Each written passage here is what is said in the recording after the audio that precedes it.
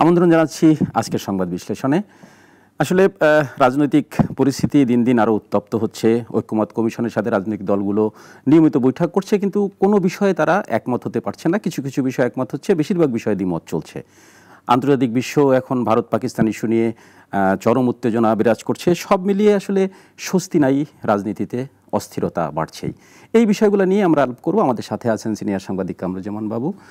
আমরা আসলে শুরুটা করি বাংলাদেশের রাজনীতি দিয়েই, যে ঐক্যমত কমিশনের সাথে আসলে সব রাজনৈতিক দলগুলোই বৈঠক করছে। গতকালকে জামাত ইসলামও বৈঠক করেছে এবং কিছু কিছু ক্ষেত্রে জামাত ইসলাম একমত হয়েছে, আবার বেশিরভাগ ক্ষেত্রেই দ্বিমত দেখা গেছে। তো এই যে দ্বিমত পোষণ করতেছে, এতে করে নানাবিধ প্রশ্ন তৈরি হচ্ছে যে তাহলে সংস্কারের কি হবে, নির্বাচনের কি হবে, আর এই দ্বিমতগুলো আসলে কেন আসছে, আপনি কি মনে করেন? দেখেন নবীন, এটা আসলে দ্বিমতটা তো আসলে ঐক্যমত কমিশনের সাথে না। ঐক্যমত কমিশন করার আগে যে সংস্কার বিষয়ক অনেকগুলো কমিটি করা হয়েছিল, তার মধ্যে এখন মতো 5টি কমিটি বিষয় নিয়ে ঐক্যমত কমিশন কথা বলছে।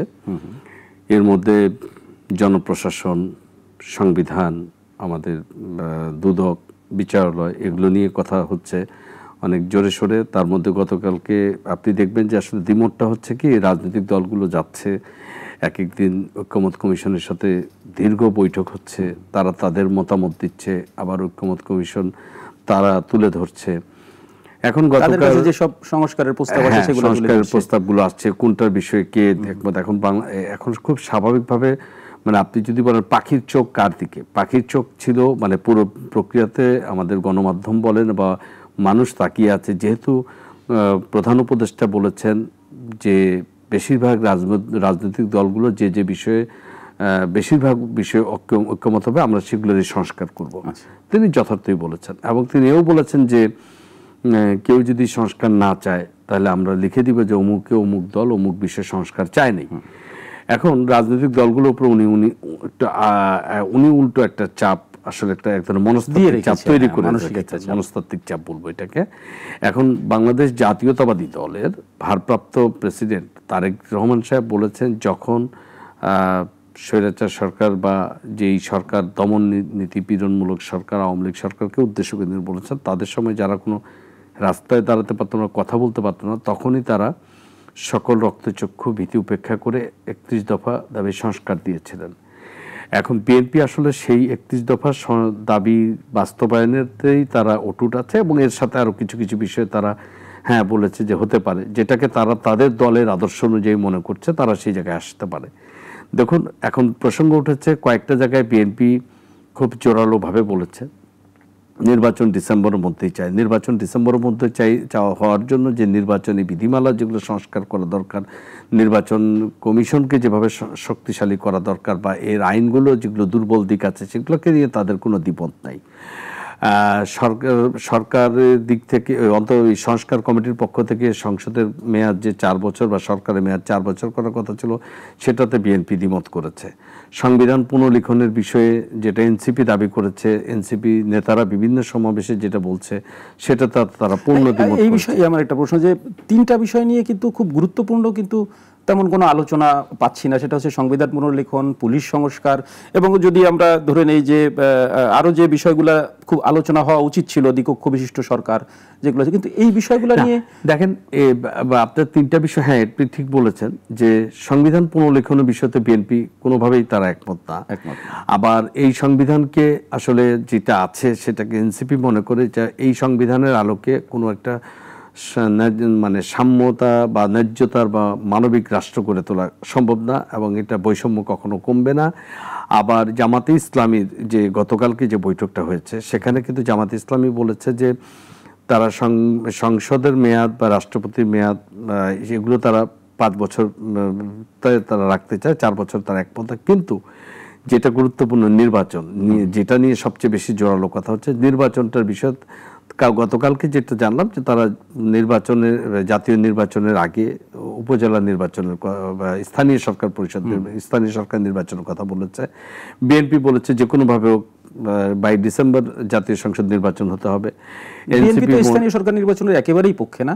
এনসিপি আবার বলেছে যে গণপরিষদ নির্বাচন করতে হবে এবং এই সংবিধানকে বাতিল করতে হবে। আবার জামাত বলছে যে স্থানীয় সরকার নির্বাচন আগে এখন এইটা তো আসলে বড় একটা ইস্যু। প্লাস হচ্ছে যে দেখেন আরেকটা বড় দাবি ছিল মানুষের, যে এই সরকার আসার পরে বলেছিল যে পুলিশ আর কখনো গুলি চালাবে না, দমন পীড়ন করবে না, কোনো আন্দোলনকারীদের আন্দোলন দমাতে অতিরিক্ত বল প্রয়োগ করবে না। তো পুলিশের একটা স্বাধীন সংস্কার কমিশন চাওয়া হয়েছিল, সেটা একটা সংস্কার কমিটি ইতিমধ্যে জমা দিয়েছে, কিন্তু এটা এখনো আলোর মুখ দেখেনি। তো এখন প্রশ্ন উঠেছে, আপনি যেটা বলেছিলেন যে রাজনীতিতে স্বস্তি নেই, অস্থিরতা বাড়ছে, উৎকণ্ঠাও, আমি বলবো উৎকণ্ঠাও বাড়ছে। এই জন্য উৎকণ্ঠা বাড়ছে যে সবগুলো রাজনৈতিক দল মিলে আসলে সংস্কার ঐক্যমত আসতে হবে। এখন এই সংস্কারের বিষয়ে কতটুকু ঐক্যমত হবে? এখন ধরেন বিএনপি বলে দিয়েছে তারা তাদের জায়গা থেকে যে আমরা এই জায়গাগুলো, আমরা কিছু জায়গা তারা পরিষ্কার অর্থে বলেছে যে আমরা এরকম যাই। যেমন আসছে, যেমন সংসদ নেতা প্রধানমন্ত্রী হতে পারবেন, আবার দলীয় প্রধানমন্ত্রী হতে পারবেন না, এই তো। এখন দেখেন আমাদের কনস্টিটিউশন কি বলে। কনস্টিটিউশন বলে যে আপনার যদি সংখ্যাগরিষ্ঠতা থাকে, সংখ্যাগরিষ্ঠ পার্লামেন্টের মেম্বাররা সংসদীয় কমিটির মিটিং করে তাদের দলনেতা নির্বাচন করবেন, সংসদ নেতা নির্বাচন করবেন, এবং সকলের সম্মতিতে একজন প্রস্তাব আনবে, সকলের সম্মতি জানাবে, তাদের প্রধানমন্ত্রী নির্বাচন করা হবে, তারপরে রাষ্ট্রপতি তাকে শপথ পাঠ করাবেন। এখন এই যে প্রক্রিয়াটা, এই প্রক্রিয়াটা যদি এখন ওই দাবিটা আসে যে সংসদ নেতা, দলীয় প্রধান সংসদ নেতা হতে পারবেন না, তাহলে কি হবে? তাহলে দলের এইটা একটা বিএনপি কোনোভাবে এটা একমত হয়নি। জামাত ইসলামী এই বিষয়টা, তাহলে তো ওই প্রক্রিয়াতেও একটু সমস্যা হবে যে এখনো পর্যন্ত আমাদের সংবিধান অনুযায়ী যেভাবে প্রধানমন্ত্রী নির্বাচিত হয়, তাহলে যদি দলের প্রধান না হয় তাহলে তো ওই প্রক্রিয়াটাতে সংবিধানকে চাইলে সেই জায়গায় সংশোধন করতে হবে। বিএনপি সংবিধান সেইভাবে সংশোধন করার পক্ষে না, মানে এই বিষয় অন্তত তারা বলেনি যে আমরা এটা সংশোধন করার পক্ষে। জামাত ইসলামী এই বিষয়ে খুব পরিষ্কার কোনো বক্তব্য এখন পর্যন্ত দেয়নি, কিন্তু বোঝা যাচ্ছে যে এই বিষয়ে কেউ কেউ বলছে যে 3 জন হলে সমস্যাটা কি? যদি 3টা পদের জন্য 3 জন ব্যক্তি থাকে, একটা দলে তো অনেক ব্যক্তি থাকে। হ্যাঁ, এখন যারা বিএনপি সমালোচনা করার জন্য সমালোচনা করছে বা এনসিপির পক্ষ নিয়ে বলছেন, তাদের যুক্তিটা হচ্ছে যে এতে করে দলের মধ্যে অনেক বেশি নেতারা গুরুত্বপূর্ণ পদ পাবে, কেউ আরো এক ব্যক্তি কখনোই একক ক্ষমতার মালিক হয়ে উঠবে না, এটা হচ্ছে তাদের যুক্তি। প্লাস হচ্ছে যে আপনারা দেখেন 70-এর অনুচ্ছেদ নিয়ে কথা উঠেছে, 70-এর অনুচ্ছেদ কি বাতিল হবে কিনা। আসলে 70-এর অনুচ্ছেদ বাতিল কেউই করছে না, যেটা হচ্ছে 70-এর অনুচ্ছেদকে সংশোধনে আনা যেতে পারে, যে দলের বিরুদ্ধে, সরকারের বিরুদ্ধে যদি অনাস্থা আসে বা অর্থবিল আসে, এ ধরনের জায়গায় দলের বিরুদ্ধে যাওয়া যাবে না, কিন্তু অন্য এলাকার উন্নয়নের বিষয়ে, বাজেটের বিষয়ে সেই জায়গায় হয়তোবা একজন এমপি তার সাংসদ তার স্বাধীন মতামত ব্যক্ত করতে পারে। এখন প্রশ্ন হচ্ছে যেটুকুই হোক, এই যে জামাত ইসলামী করে আসলো, তারপরে হচ্ছে এনসিপি করলো, বিএনপি করলো, হয়তোবা তাদেরকে নিয়ে আবার বসবে। এখন বাকি যে আরো কমিটিগুলো আছে, যে সংস্কার কমিটি, সেগুলো আসলে সরকার এভাবে ঐক্যমতে আলোচনা আনবে, নাকি সরকার তার অংশীজনদের বাদ দিয়ে হয়তো সুশীল সমাজ বা আরো অন্যান্য যারা আছে তাদের মতামতের উপর ভিত্তিতে। এখন কোন প্রক্রিয়ায় কি হবে? এপ্রিল মাস চলে যাচ্ছে, তারপর এটা কতটা দ্রুত সময়ে করতে পারে। এর মধ্যে গতকালকে আরেকটি বিষয় একটু নেটিজনরা সমাজ মাধ্যমে একটু সমালোচনা হয়েছে, যে ঐক্যমত কমিশনের প্রধান আলী রিয়াজ সাহেব তিনি একটা কথা বলেছেন যে জামাত ইসলামী বৈঠকের পরে যে বিগত স্বৈরাচার সরকার বা আওয়ামী লীগ সরকার বা ফ্যাসিস্ট সরকার যেটাই বলেন, তাদের বিরুদ্ধে জামাত ইসলামের আন্দোলনকে তিনি খুব সুন্দরভাবে ব্যাখ্যা করেছেন এবং তাদের প্রশংসা করেছেন। এখন এইটা নিয়েও আবার এক ধরনের কথা যে তিনি কি এটা করতে পারেন, সমালোচনা চলছে, উনি এই পদে থেকে এই ধরনের মন্তব্য করতে পারেন। দেখেন আসলে কোনটা যে কি হচ্ছে না হচ্ছে, আমরা দিন শেষে আসলে সবাই অপেক্ষা করছে প্রফেসর ইউনূস সাহেবের দিকে তাকিয়ে। আমাদের প্রধান উপদেষ্টা তিনি, সরকারের প্রধান তিনি, এবং যেহেতু এখন তিনি নির্বাহী ক্ষমতার প্রধান, দিন শেষ পর্যন্ত তিনি বলবেন যে কবে নাগাদ কি হবে, সংস্কার প্রক্রিয়া কমিটিগুলো কিভাবে কতদূর করার পর কোন দল কতটুকু মানবে, সেটা একটা ইস্যু। ডক্টর মোহাম্মদ ইউনূস কিন্তু আসলে আমরা এতদিনে যা দেখেছি তাতে একটা জিনিস স্পষ্ট, উনি কিন্তু ডিপ্লোমেসিতে দারুণ একটা সফলতা নিয়ে এসেছে আন্তর্জাতিক পরিমণ্ডলে। কিন্তু কিন্তু দেশের এই যে চলমান পরিস্থিতি, এই জায়গায় তার ডিপ্লোমেসিটা কি ঠিক কাজ করছে কিনা, এই ধরনের আলোচনা তার চলছে। ডিপ্লোমেসি কাজ করছে না এটাও আমরা বলতে পারছি না। কেন বলতে পারছি না? যখন রাজনৈতিক দলগুলো বিভিন্ন প্ল্যাটফর্ম থেকে বিভিন্ন কথা বলছে, এমনকি জুলাই আগস্টে আন্দোলনের অগ্রভাগে যারা ছিলেন, যে ছাত্র নেতাদের সমন্বয়ে এনসিপি দলটি গঠিত হয়েছে, তারাও যখন প্রফেসর ইউনূস সাহেবের কাছে যান, প্রফেসর ইউনূস সাহেব কিন্তু বলেন, তারা বিবিসিতে বলেছেন যে কই আমার কাছে সামনে যখন আসে কেউ তো বলে না, তারা বলে সবাই এক। হ্যাঁ, তাদের কিছু মত পার্থক্য আছে, সেগুলো নিয়ে তো তারা নিজেরা আলোচনা করতে পারে। ফলে বিষয়টা হচ্ছে এখানেও আমি বলবো ডিপ্লোমেসিতে অনেক কিছু উনি মুন্সিয়ানা দেখিয়েছেন।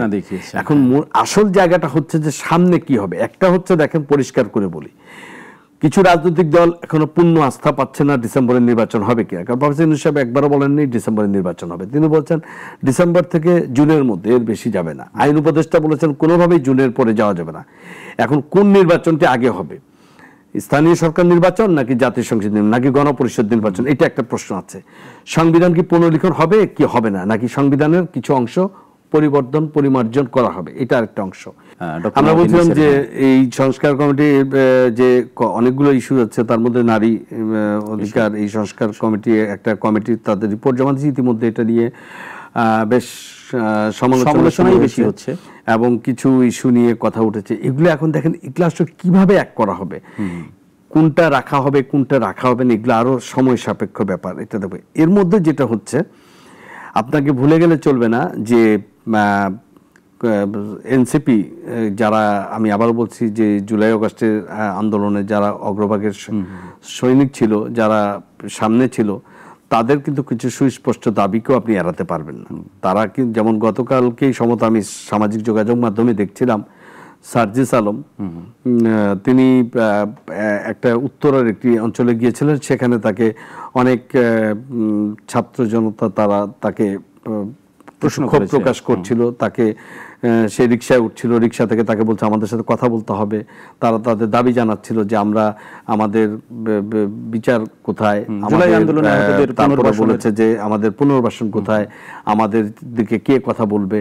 তখন সে এক পর্যায়ে নেমে বলছে যে আপনারা যে কথাগুলো বলছেন এই কথাগুলো শুনুন, আমরা আমাদেরও কথা, কিন্তু যারা জুলাই আগস্টে আন্দোলন করেছিল সমস্ত যে শক্তিগুলো, আজকে সেই শক্তিগুলো সব একসুরে কথা বলছে না, একসুরে কথা বলছে না বলেই এই অবস্থা। এবং তিনি একটা জায়গায় খুব যথার্থ বলেছেন যে যদি আজকে তিনি বলতে, আরও যারা কথা বলছে এনসিপি তারা বলছে, এবং সার্জিস বলছে যে একদল এখন সংস্কার, একদল শুধু নির্বাচন, কিন্তু বিচারের কথা কেউ বলছে না।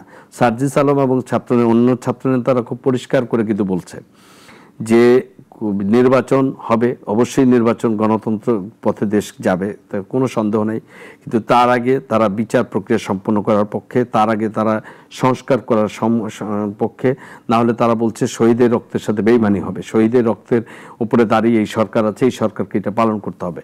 আইন উপদেষ্টাও বলেছেন বিচার হয়ে যাবে এবং সংস্কার হবে। এখন দেখুন, আমরা ঠিক জানি না বিচার প্রক্রিয়াটা কিভাবে হবে। হয়তোবা কিছু আন্তর্জাতিক মানবতা বিরোধী অপরাধ যে ট্রাইব্যুনাল করেছে, সেই ট্রাইব্যুনালে কিছু কয়েকটি মামলার চার্জশিট হবে, কয়েকটি দোষী সাব্যস্ত করে হিয়ারিং হবে, আশা করা যায় তার একটা রায়ও হবে। কিন্তু এরপরে এই মামলাগুলো আপার কোর্টে যাবে, কোর্ট থেকে সেটা আসবে। এইটাগুলো একটা, এটা তো কিন্তু সারা দেশে যে শত শত মামলা হয়েছে, সেখানে অনেক মামলাকে বলা হয়েছে এগুলো ভুয়ো। আবার গতকালকে আমরা দেখেছি এবং ছাত্র নেতারাও বিভিন্ন সময় বলছেন যে সারা দেশে মামলা বাণিজ্য করা হচ্ছে, টাকার বিনিময়ে এর নাম কাটা হচ্ছে, ওর নাম কাটা হচ্ছে। আমার একটা প্রশ্ন, যে এইটা যদি করা হয়ে থাকে তাহলে সরকার তো একটা খুব নিরপেক্ষ সরকার, তাহলে নিরপেক্ষ সরকার যদি সেটা কেন দেখছে না, এক নাম্বার। দ্বিতীয় কথা, যে এতগুলো মামলার বিচার আপনি কিভাবে শেষ করবেন? তাহলে এই জন্য কোনো মনিটরিং সেল করা হয়েছে কিনা? সরকারের দিক থেকে এর আগে বলা হয়েছিল যে অনেকগুলো মামলা যেগুলো পর্যালোচনা করে আইন মন্ত্রণালয় স্বরাষ্ট্র মন্ত্রণালয় পাঠাবে, স্বরাষ্ট্র মন্ত্রণালয় সুপারিশে সেই মামলাগুলো আবার বাতিল করার একটা সরকারিভাবে একটা নির্বাহী দেশে একটা বাতিল করার প্রক্রিয়া নেওয়ার কথা আমরা ঈদের আগে শুনেছিলাম। সেটা আসলে কতটুকু এই আলোর মুখ দেখেছে? এখন এই বিচার প্রক্রিয়া সম্পন্ন করার সাথে নির্বাচনের সময় টাইম ফ্রেম এবং এই যে শিডিউল ঘোষণা করা, বিএনপির দাবি, আবার অন্যদিকে জামাত ইসলামের চাওয়া, সবগুলোকে কিভাবে এক করবে সরকার, করার পরে সেটা আসলে প্রধান উপদেষ্টা যতক্ষণ পর্যন্ত পরিষ্কার করে কিছু না করছেন ততক্ষণ পর্যন্ত আসলে কেউ আমরা অনুমানও করতে পারছি না। আমরা একটু অন্য একটা বিষয়, যেহেতু বলছিলাম যে রাজনৈতিক অস্থিরতা বাড়ছেই, সাম্প্রতিক সময়ে সবচেয়ে বেশি আলোচিত বিষয় হচ্ছে আমাদের আসিফ মাহমুদ সজীব ভুঁইয়া। তো উনি সরকারের উপদেষ্টা পরিষদে আছেন এবং দায়িত্বশীল একজন সরকারের। বিসিবি সভাপতি ফারুক আহমেদের বিরুদ্ধে একটা অভিযোগ তৈরি হয়েছে, যদি উনি এটা ব্যাখ্যা দিয়েছেন যে উচ্চ সুদ পাওয়ার প্রত্যাশায় উনি টাকাগুলোকে আর একটা ব্যাংকে ট্রান্সফার করেছেন, কিন্তু এখনো আসিফ মাহমুদ সজীব ভুঁইয়া এই বিষয়ে পরিষ্কার করেও কিছু বলছেন না। তার বাবার বিষয়টা আছে। এরপরে সর্বশেষ আলোচিত সর্বশেষ আলোচিত বিষয়টা হচ্ছে, বাবু আমি একটু বলি, সেটা হচ্ছে যে উনি বলেছেন যে আমি এখন পদত্যাগের বিষয়ে সিদ্ধান্ত নিই, তবে পদত্যাগ করলে আমি যে এনসিপিতেই থাকবো সেটা আসলে নিশ্চিত করেন। এই বিষয়ে আসলে একটা ভিডিও ফুটেজ আছে আসিফ মাহমুদ সজীবের মধ্যে, আমরা একটু দেখে আসি। অনেক কিছুই শোনা যায়, আমার তরফ থেকে কোনো সিদ্ধান্ত এখন পর্যন্ত হয়নি এবং রাজনৈতিক জুলাই গণ অভ্যুত্থানে সামনে থেকে নেতৃত্ব দেওয়ার কারণে মানুষের একটা আকাঙ্ক্ষা তো আছে যে আমরা দেশের জন্য দীর্ঘমেয়াদে কাজ করি। তবে কোন রাজনৈতিক দলে আসলে যুক্ত হব সেটা তো এখনই আসলে সিদ্ধান্ত নেওয়ার সময় হয়নি, কিংবা কখন যুক্ত হব সেটাও এখনও আসলে অনেকটাই আনসার্টেইন। তবে এটা ধরে নেওয়ার কোনো কারণ নেই যে নতুন রাজনৈতিক দলেই যুক্ত হব। এই বিষয়টা নিয়ে আমি যদি একটা প্রশ্ন করতে চাই আপনাকে, যে তার বার্তাটায় কিন্তু অনেক বিষয় নিহিত আছে। কারণ উনি বলেছেন যে এনসিপিতে যোগ দিব কি দিব না, অথচ উনি কিন্তু এনসিপি এখন যারা হয়েছে, এনসিপি হওয়ার আগে যারা ছিল তাদেরই একজন প্রতিনিধি। তাহলে এনসিপির বিষয়ে তার যে এই যে একটা অনাগ্রহ হঠাৎ করে তৈরি হলো, এটা কি কারণে হতে পারে? নবীন, আমি আসলে অনাগ্রহটা বলবো না। আপনি যদি অনেকদিন থেকে খেয়াল করেন, একটা জিনিস খেয়াল করে দেখবেন খুব ভালোভাবে, যে আসিফ মাহমুদ, সজীব ভুঁইয়া, নাহিদ ইসলাম, আখতার হোসেন, সামান্তা বা সার্জিস আলম বা হাসনাত আবদুল্লাহ বা হান্নান মাসুদ সরকার, আখতার হোসেন, নাসিরুদ্দিন পাটোয়ারি, এই তো নামগুলো অনেক বেশি উচ্চারিত হয়। আপনি খেয়াল করে দেখবেন তারা কিন্তু দীর্ঘদিন ধরে যে কোনো একটা রাজনৈতিক দলের পটভূমি বা সংগঠন করে একটা জায়গায় একমত হয়ে এসেছে তা না। তারা কিন্তু এক একজনের বাড়ি এক এক অঞ্চলে, এক একজনের এক একটা জায়গার এক এক ধরনের মানুষ। তারা একটা আন্দোলনের আগে বা পরে তারা একত্রিত হয়েছেন, হয়তো কিছুদিন আগে একত্রিত হয়েছেন, হয়তো তারা বিশ্ববিদ্যালয়ে পড়াশোনা করার ক্ষেত্রে যে একত্রিত হয়েছেন, এই কিন্তু একজন আরেকজনের চেনা জানা শোনা যে দীর্ঘ বছরের, মানে 10-15 বছরের এরকম না। এখন দেখবেন এক একজনের আন্ডারস্ট্যান্ডিং এক এক রকম, এক একজনের ম্যাচুরিটি কিন্তু এক এক রকম। আপনি যদি খেয়াল করে দেখেন, নাহিদ ইসলাম তার যে ম্যাচুরিটি, বা আখতার হোসেনের যে ম্যাচুরিটি, বা সামান্তার যে ম্যাচুরিটি, বা তাদের যে বাক্য প্রক্ষেপণ, আবার মাহফুজ আলম যে টোনে কথা বলেন, তিনি আমাদের তথ্য উপদেষ্টা, সরকারের তথ্য উপদেষ্টা, তার যে বাচনভঙ্গি এবং তার যে প্রত্যেকটা বটম লাইন, তার সাথে কি হাসনাত আবদুল্লাহ বা সার্জিস বা হান্নান মাসুদ বা নাসিরুদ্দিন পাটোয়ারি, তাদের কারো কথা কিন্তু মিলে না। আপনি যদি আসিফ মাহমুদ একটা বই বের করেছেন তার জুলাই আগস্ট ইয়েতে, এবং ওই প্রেক্ষাপটটা নিয়ে, আমি সেখানে খুব যদি সূক্ষ্মভাবে দেখেন, এই বৈষম্য বিরোধী আন্দোলনের যে নেতৃত্বের অগ্রভাগে যারা ছিলেন তাদের মধ্যে যে খুব একতা আছে, বা একজন যে আরেকজনকে খুব পছন্দ করে বা একজন আরেকজনকে ওন করে, আমার কাছে এরকম মনে হয়নি। তারা তাদের প্রত্যেকের একটা স্বকীয়তা রাখে, এবং এটা আবার আমি দেখেছি যে হাসান আবদুল্লাহ বা সার্জিস আলম বা অন্যরা যেটা বলে যে এটাই তাদের গণতন্ত্রের বিউটি, তারা সবাই এক বিষয়ে একমত না। আমি তাদের এই ব্যাখ্যাটাকে গ্রহণ করি। মুশকিল হলো কি, এখন এই যে এনসিপি দলটা যে হয়েছে, এই এনসিপি দলটা কিন্তু আপনি আমি ভিতরের খবর সবই আমরা বুঝতে পারি, আমার তো দালিলিক প্রমাণ নেই। এনসিপি ছাত্র, আপনি খেয়াল করেন তো, যখন বৈষম্য বিরোধী আন্দোলন হলো তখন কিন্তু সরকারের থেকে নাহিদ ইসলাম এবং আসিফ মাহমুদ ভুঁইয়া কিন্তু স্পষ্ট করে বলেছেন যে তাদের কোনো রাজনৈতিক দল করার কথা বা আগ্রহের কথা তারা বলেননি। রাজনৈতিক দল করবে, বৈষম্য বিরোধী প্ল্যাটফর্ম থেকে কোনো রাজনৈতিক দল হবে না। এরপরে নাগরিক কমিটি হলো, নাগরিক কমিটিতে যারা আছে বৈষম্য বিরোধীতে তারা কিন্তু নাই, তারা আলাদা আলাদা। কিন্তু আমরা খুব ভালো করে জানতাম যে এরা একটা প্রেশার গ্রুপ হিসেবে আছে, তারা কিন্তু সরকারের উপর একটা তাদের যে প্রভাব আছে এটা আমরা বুঝতে পারি, এবং তাদের জন্য এই জন্য কিন্তু তাদেরকে অনেক মানুষ খাস বাংলায় যদি বলে তোয়াজ করে চলতো। কারণ তাদেরকে প্রশাসনের লোক থেকে শুরু করে সাধারণ আমজনতা, রাজনীতি ব্যবসায়ীরা তাদেরকে তোয়াজ করে, এটা সত্য কথা, এর মধ্যে কোনো নেই। কারণ তাদেরকে তোয়াজ করে এটার আবার কয়েকটা ব্যাখ্যা আছে। কেউ বলে যে তাদেরকে ভয় পায়, কেউ বলে যে তাদেরকে সম্মান করে, স্নেহ করে, কারণ তারা একটা আন্দোলন করেছে। আবার কেউ বলে যে তারা কেউ তাদের অনুসারীরা এই দেশে মব করেছে, মব মানুষের বাড়িঘর ভেঙে ফেলতে পারে, একটা আতঙ্কিত পরিবেশ তৈরি করছে। এখন এত কিছুর মধ্য দিয়ে যখন হঠাৎ করে বৈষম্য বিরোধীর অনেক কমিটি হলো, নাগরিক কমিটি হলো, তারপর অনেক অভিযোগ আসলো, তারপর একটা সময় প্রফেসর ইউনূস সাহেব যখন জলবায়ু সম্মেলনে দেশের বাইরে গেলেন, তিনি কিন্তু ওখানে একটা আন্তর্জাতিক গণমাধ্যমকে বললেন যে একটা বিরাট সুযোগ এসেছে, 54 বছরের দেশে ছাত্ররা একটা সুযোগ তৈরি করেছে, ছাত্রদের উচিত, আমি মনে করি ছাত্ররা এই দেশ নির্মাণে তাদের ভূমিকা রাখা উচিত এবং তারা একটা রাজনৈতিক দল করবে। এরপরেই কিন্তু ঘোষণা শুরু হলো, জানাজানি ফেব্রুয়ারি শেষে রাজনৈতিক দল হবে এবং তখন বলা হলো কে দায়িত্ব নেবে। আমরা ভিতরের খবর যতটুকু জানি, আসলে এদেরকে একত্রিত করে লিডারশিপ দেওয়ার মতো যে লোকটার কথা ভাবা হচ্ছিল, তারা সব মিলে কিন্তু নাহিদ ইসলামকে তারা দেখেছে যে নাহিদ ইসলাম তাদেরকে লিডার হতে পারে। কিন্তু মুশকিল হয়ে গেল, নাহিদ ইসলাম ওই যেটা বললাম, এক একজন এক এক জায়গা থেকে এসেছে। আপনি দেখবেন তাদের মধ্যে আসলে এক সুরে কথা বলার লোক নেই। তা দলের যে পলিসি, আদর্শ বা দল কোন জায়গাটাকে বলবে, কারণ এখানে দেখা যাচ্ছে যে হাসনাত আব্দুল্লাহ এক ধরনের কথা বলছেন একটা ইস্যুতে, সার্জিস আলম একদিন বলছেন যে বিচারের আগে কোনো ধরনের নির্বাচন হবে না, হাসনাত আব্দুল্লাহ বলছেন যে আওয়ামী লীগকে নিষিদ্ধকরণ করার আগে কোন নির্বাচন হবে না, এই তো আওয়ামী লীগের বিচার হতে হবে দল হিসাবে। আবার দেখবেন যে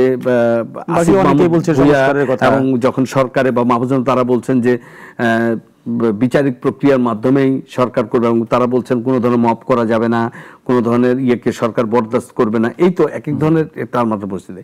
এবং সর্বশেষ যেটা হলো, আসিফ মাহমুদের বিষয়গুলো নাহিদ ইসলাম চলে আসার পর আসিফ মাহমুদের বইয়ের মধ্যে যে হাসনাত আব্দুল্লাহকে এবং সার্জিস আলমকে নিয়ে যেটা ক্যান্টনমেন্ট যাওয়ার 5ই আগস্টের যেটা কথা বলা হয়েছে এবং তাদেরকে ব্যাক করানোর যেটা কথা, হাসনাত আব্দুল্লাহ কিন্তু এই বিবৃতিটা তার উল্টোটা বলেছেন। তিনি কিন্তু এটা স্বীকার করেন, উল্টো বলেননি, বলেছে বিষয়টা এরকম ছিল না। সেটা কিন্তু এক ধরনের এইটাকে তারপর তাদের মধ্যে বোঝা যেতে হালকা। কিন্তু সর্বশেষ যেটা হলো, আমরা যেটা দেখলাম আসিফ মাহমুদের প্রথম আসছে তার পিএস এর বিষয়টা নিয়ে।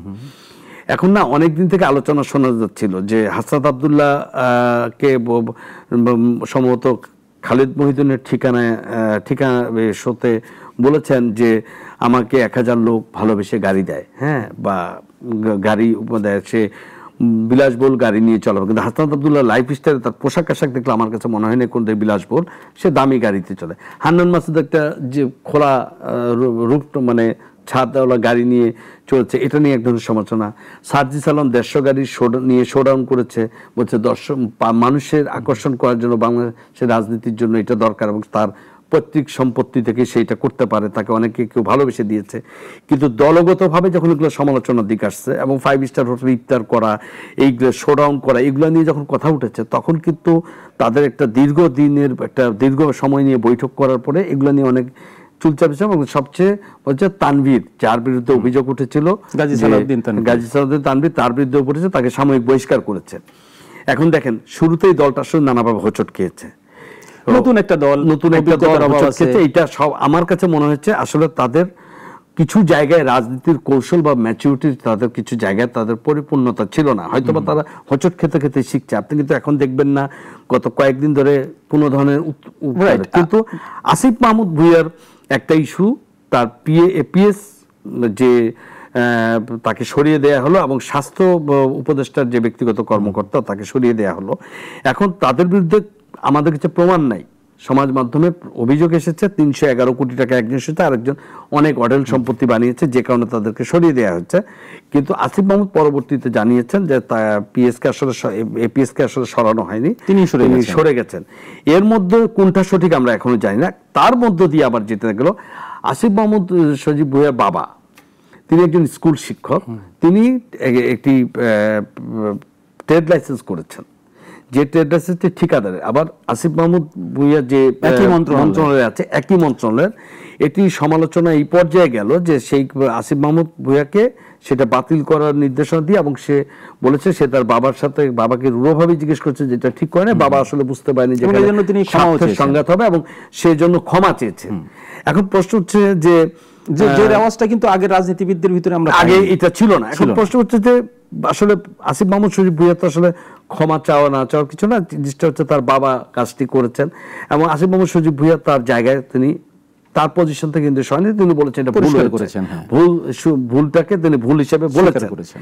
এখন একইভাবে দেখেন আসিফ মাহমুদ সজীব ভুঁইয়ার অধীনস্থ আরেকটি মন্ত্রণালয়, আপনি জানেন ক্রীড়া মন্ত্রণালয়, আমাদের ক্রীড়া মন্ত্রণালয়ের একটি ক্রিকেট, বাংলাদেশ ক্রিকেট দলের যে সভাপতি আমরা জানি যে ফারুক আহমেদ সাহেব, তিনি সভাপতির সাথে আসিফ মাহমুদ ভুঁইয়ার একটা ভালো যোগাযোগ আছে, এবং সেইখানে হঠাৎ করে একটা শোনা গেল তিনি প্রথমে শোনা গেল 120 কোটি, পরে শোনা 250 কোটি টাকা স্থানান্তর করেছে, যেটা আসলে বোর্ড সভায় অনুমোদিত হয়েছিল কিনা এটা নিয়ে কারো কারো প্রশ্ন ছিল। এতদিন ডক্টর প্রফেসর ইউনূস সাহেবের সরকারের সবচেয়ে বড় দিক ছিল সরকার দুর্বল, আইন শৃঙ্খলা পরিস্থিতি ভালো করতে পারে নাই, দেশে অনেক সমস্যা আছে।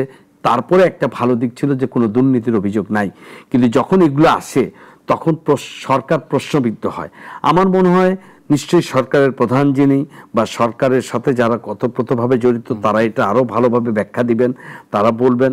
নিশ্চয়ই আমাদের এটা বুঝতে হবে সমাজ মাধ্যমের অনেক সংবাদ অনেক সময় গুজব হয়, গুজব তখনই জায়গা করে নেয় যখন আসল তথ্য প্রকাশ না করা হয়। এই জন্য তো অবাধ তথ্য প্রবাহের কথা সারা দুনিয়াতেই বলা হয়। যেহেতু আমাদের সাবজেক্ট আজকের বিষয়টা ছিল যে অস্থিরতা বাড়ছেই, 2 মে এনসিপি সমাবেশ ডেকেছে এবং পরদিনই 3 মে হেফাজত ইসলাম বাংলাদেশ তারাও সমাবেশ ডেকেছে।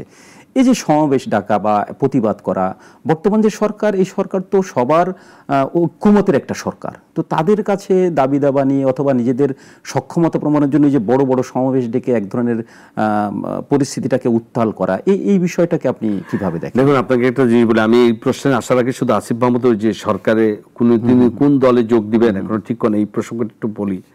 আসিফ মাহমুদ মানে ওই যে বলছি যে এক একজনের কথা এক একদিন এক একটা খুব প্রশ্ন তৈরি করে। মানে আমরা জানতাম যে এনসিপি দলটার সাথে সবাই তারা যুক্ত হবে, যেহেতু নাহিদ এসেছে এবং অন্যরা আন্দোলন এসেছে। এখন আসিফ মাহমুদের এই বক্তব্যটা খুব প্রশ্ন, মানে একটা সবাইকে একটা বিস্মিত করেছে যে তিনি এখনো ঠিক করেনি এবং তিনি যে নতুন দলেই যোগ দিবেন এমনও না। তার মানে কি? তার মানে দাঁড়াচ্ছে যে তিনি নিশ্চয়ই, তিনি বলছেন রাজনীতিতে আসবেন, কখন আসবেন সেটা বলেননি। তিনি বলেন নাই যে তিনি পদত্যাগ করবেন, কবে পদত্যাগ করবেন সেটাও বলেন নাই, এবং এই দলে যোগ দিবেন, এনসিপিতে যোগ দিবেন কিনা। যদি সত্যি এনসিপিতে তিনি যোগ না দেন তাহলে আমাদের ধরে নিতে হবে যে তাদের মধ্যে ঐক্য নাই, মানে ছাত্র নেতাদের মধ্যে তাদের মতের বিভিন্ন ধরনের বনিবনাতে কোনো সমস্যা হচ্ছে না, এবং তারা আখেরে তাদের প্রত্যেকেই তাদের নিজস্ব একটা দৃষ্টিকোণ থেকেই চিন্তা ভাবনা করছেন। ফলে এটা আমাদের অপেক্ষা করতে হবে। এবার আসি আপনার যেটা বলছেন, দেখেন জাতীয় নাগরিক পার্টি একটি 2 মে সমাবেশ ডেকেছে আওয়ামী লীগকে নিষিদ্ধকরণের দাবি দিয়ে। তারপরে আবার আমরা যা শুনেছি যে হেফাজতের একটা সমাবেশ আছে, তাদেরও কতগুলো সুনির্দিষ্ট এজেন্ডা আছে। এখন আমার একটা প্রশ্ন হচ্ছে, প্রথমে জাতীয় নাগরিক কমিটি বলবে, যে যতই অস্বীকার করুক এই সরকার গঠিত হওয়ার পিছনে জাতীয় নাগরিক পার্টির নেতৃবৃন্দের সবচেয়ে বড় ভূমিকা রয়েছে। সরকার তো তাদেরই, তারা অস্বীকার করে, তাদের সমর্থনের সরকার। তারা বলে আমরা ছাত্র জনতা সরকার, ঠিক মেনে নিলাম ছাত্র জনতা সরকার। তো সরকারের জন্য তো আপনার তো দাবি, মানে আন্দোলন, মানে সমাবেশটা কি আসলে জরুরি নাকি? আপনার তো গিয়ে কথাও বলতে পারেন। হ্যাঁ, এখন যদি দলের অ্যাক্টিভিটিস দেখানোর জন্য আপনি একটা সমাবেশ করেন, তা তো করতেই পারেন, সমস্যা নেই, কারণ আপনাকে তো জাগরণী তৈরি করতে হবে, সেটা ঠিক আছে। আমার শুধু একটা কথা, জনদুর্ভোগ যেন না হয়, কারণ অতীতের সাথে তাহলে আমরা বদলালাম কিভাবে। আমি যেটা বলতে চাই যে জনদুর্ভোগ কেন বলছি, আপনারা বলতে পারেন 17 বছর কি আপনার, এখন এই কথা বললে একটা সমস্যা আছে, নবীন ট্যাগ দিয়ে দেয় যে 17 বছর কি করছেন, কেন বলেন নাই? 17 বছরও আমরা বলেছি জনদুর্ভোগ, যে কোনো সমাবেশ, রাস্তা আটকে সমাবেশ ঠিক না। এই সরকার একটা খুব ভালো উদ্যোগ নিয়েছিল যে সমাবেশ বা যে কোনো প্রতিবাদ অবশ্যই গণতন্ত্রে এটার একটা সুন্দর অলংকার, এটা জানাতেই পারে, নাহলে সরকার জানবে কিভাবে। কিন্তু সেটার জন্য একটা এমন এরিয়া ঠিক করা উচিত, যেটা সরকার করেছিল সমস্ত সরবর্তী রেসকোর্স ময়দান যেটা আগে ছিল, একটা অথবা যেই সরকার যে একটা জায়গা নির্ধারণ করে রাস্তা বন্ধ করে জনদুর্ভোগ তৈরি না করা। আমি মনে করি যে তাদের ন্যায্য দাবি থাকলে অবশ্যই তো। এখন আসেন আওয়ামী লীগ নিষিদ্ধকরণ, আওয়ামী লীগ নিষিদ্ধকরণ করার প্রক্রিয়া, সেটা তো সরকার যদি মনে করে যে তারা নির্বাহী আদেশে করবে, কিন্তু করার পরে আসলে কি এইটার প্রক্রিয়াটা নিশ্চয়ই সরকার এটা ভাবছে, বা যারা দাবি করছে তারাও এটা ভাবছে যে এটা শেষ মুহূর্তে কি হবে, এটা সময়ের অপেক্ষা থাকবে। আর এরপরে যে সমাবেশটা আছে তাদের জন্য, তাদের বিষয়টা একই রকম, তাদের অনেকগুলো সুনির্দিষ্ট এজেন্ডা আছে। তার মধ্যে একটি হচ্ছে নারী কমিশনের বিষয়টাও উঠে এসেছে, এবং এর আগে আসলে আপনার মনে আছে যে শাপলা চত্বর থেকে যে হেফাজত প্রথম সেই দাবির বিচারের যে ব্যাপারগুলো তাদের আছে। অনেকগুলো দাবি ছিল, সেই দাবিগুলো অনেকগুলো দাবি কমই শিক্ষার দাবি ছিল, সেটা হয়েছে যদিও, কিন্তু আরো অনেকগুলো দাবি ছিল, সেই দাবিগুলো পূরণ হয়নি। বাবু, এবার আমরা একটু নিশ্চয়ই সেই দাবিগুলো নিয়ে আমরা একটু কথা এবার হবে। দেশ থেকে একটু আন্তর্জাতিক বিশ্বের দিকে তাকাই, যে এই মুহূর্তে সবচেয়ে আলোচিত বিষয় হচ্ছে ভারত পাকিস্তান উত্তেজনা, কাশ্মীর ইস্যু নিয়ে। এবং সর্বশেষ গত পরশুদিন যখন পোপের অন্ত্যেষ্টিক্রিয়ায় ডোনাল্ড ট্রাম্প যাচ্ছিলেন, তখন সাংবাদিকদের একটা প্রশ্নের উত্তরে ডোনাল্ড ট্রাম্প ক্লিয়ার করেছেন যে ভারত এবং পাকিস্তানকে আমি চিনি, দুই নেতাকেই আমি চিনি, তারা আসলে যথেষ্ট যোগ্য, তারা নিজেদের সমস্যা নিজেরাই সমাধান করবে। ট্রাম্প মূলত এই বিষয়ে নাক গলাবে না। এর পরিস্থিতিতে সিন্ধু চুক্তি বাতিলের একটা জোরালো দাবি তৈরি হয়েছে ভারতে। না, এটা হয়েছে কি আপনাকে আমি বলি, এখন আমেরিকা একদিকে ইউক্রেন রাশিয়া, অন্যদিকে ইসরায়েলের যে গাজার উপরে যে বর্বরচিত ইসরায়েল, অভিযান, গাজা, ইরান, তারপরে আবার ওইদিকে ইরানের সাথে একটা চুক্তি আলোচনা, এটা নিয়ে আমেরিকা খুবই মানে একটা, কারণ ডোনাল্ড ট্রাম্প বলেছিলেন চীনের সাথে তাদেরও একটা বৈঠক তৈরি হয়েছে। ডোনাল্ড ট্রাম্প বলেছিলেন তিনি ক্ষমতায় আসলে 24 ঘন্টায় যুদ্ধ বন্ধ করে দিবেন। যুদ্ধ বন্ধ হয়নি যদিও, কিন্তু তিনি একটা দৃশ্যমান কিছু উদ্যোগ নিয়েছেন এবং সেটা খুব কাছাকাছি। গতকালকে বন্ধ শুনেছি যে খুব কাছাকাছি জেলেনস্কির সাথে তার 15 মিনিটের বৈঠক হয়েছে, তিনি আশাবাদী। ট্রাম্পের দূত রাশিয়ায় গিয়েছিলেন, পুতিনের সাথে কথা বলেছেন, তারাও সেখানে হয়তো বা কিছু একটা হবে। এদিকে ইসরায়েলকে যুদ্ধবিরতিতে আনার জন্য তার প্রাণান্ত চেষ্টা, ইরানের বিষয় নিয়ে আলোচনা, ইরানের বিষয়ে আলোচনা, এবং সৌদি আরবে আসছেন, কাতারে আসতেছে ডোনাল্ড ট্রাম্প, সেখানে কিছু চুক্তি হবে। দেখুন, এর মধ্য দিয়ে যখন উপমহাদেশে যে অবস্থা, যুদ্ধের দামামা বাড়ছে, ইতিমধ্যে ভারত প্রথমে যে কতগুলো সিদ্ধান্ত নিয়েছে, পাকিস্তান সাথে সাথে পাল্টা অনেকগুলো কঠিন সিদ্ধান্ত। এখন সমস্যা হচ্ছে কি দেখেন, একটা আশঙ্কা দিচ্ছে ভারত পাকিস্তান যুদ্ধ হবে কিনা। ভারত পাকিস্তান কিন্তু ইতিমধ্যে এই প্রতিবেশী দেশ দুটো অনেকবার যুদ্ধে জড়িয়েছে। এই যুদ্ধে জড়ানোর ফল কারোর জন্য যে ভালো হয়নি। হ্যাঁ, অনেক জায়গায় ভারত হয়তো জয়লাভ করেছে, অনেক জায়গায় ভারত মারও খেয়েছে। এখন একটা জিনিস মনে করতে হবে, পাকিস্তানের দেশটি আসলে দীর্ঘদিন ধরে সেনা শাসকদের অধীনস্থ এবং গণতন্ত্র সেখানে খুব বিকশিত হয়নি। ভারতে একটা, পাকিস্তানের পাল্টা জায়গায় যদি বলি, ভারতে গণতন্ত্র বিকশিত, যদিও মোদি অনেক ধরনের দীর্ঘদিন ধরে ক্ষমতায় আছেন, কিন্তু তাদের ভোটটা কাগজে কলমে সুষ্ঠু ভোট হয়। পাকিস্তানের সেই ভোটটা হলে সরকার স্থিতিশীল হয় না।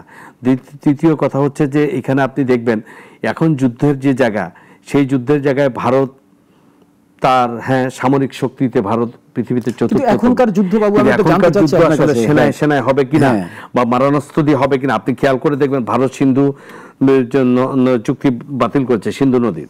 এখনকার যুদ্ধ মূলত কৌশলগত যুদ্ধ। কৌশলগত যুদ্ধে গতকালকে যেটা হয়েছে আমরা দেখলাম, ভারত সিন্ধু নদের পানি ছেড়ে দিয়েছে, গণমাধ্যমে এসেছে, এবং সেখানে পাকিস্তান নিয়ন্ত্রিত কাশ্মীরে এবং পাকিস্তানে বন্যা হচ্ছে। এখন যদি ভারতের কতগুলো, যেহেতু উজানের দেশ, ভাটির দেশ পাকিস্তানের দিকে, ফলে সুবিধাগতভাবে কিছু জায়গায় তারা কৌশলগতভাবে অবস্থা আছে।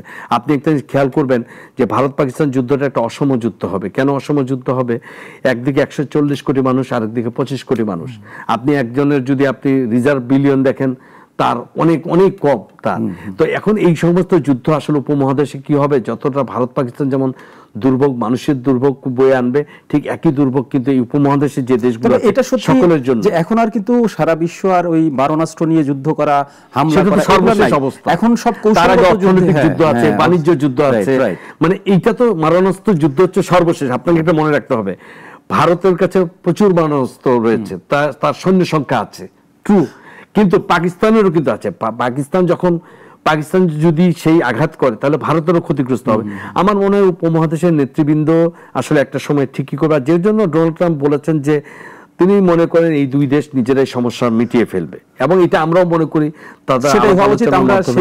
আবার এটাও ঠিক যে ভারতের যে সন্ত্রাসী হামলাটা ঘটেছে, কোনো মৃত্যু আমরা কামনা করি। মানে এই প্রত্যাশা নিয়ে যাতে দুই দেশ আবার ঠান্ডা হয়, কোন রকম যুদ্ধ বিগ্রহ না জড়ায়, এই প্রত্যাশা নিয়ে আমরা শেষ করছি আজকের সংবাদ বিশ্লেষণ। ভালো থাকবেন, সুন্দর থাকবেন।